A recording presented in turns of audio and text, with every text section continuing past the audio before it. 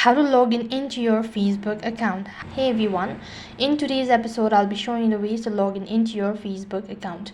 So to log in into your Facebook account, first thing first, make sure that you already have an account. Only then you'll be able to log in.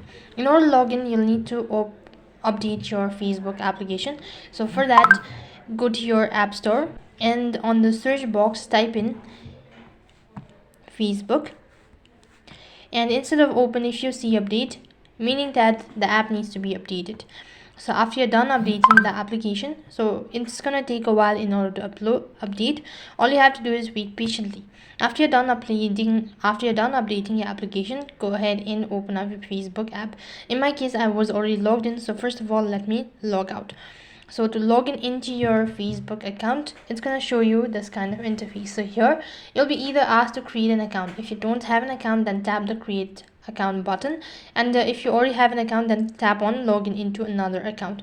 And once done, enter in your email address or the phone number and then a password associated with it and click the login button. As soon as you do that, you'll be logged into your Facebook account.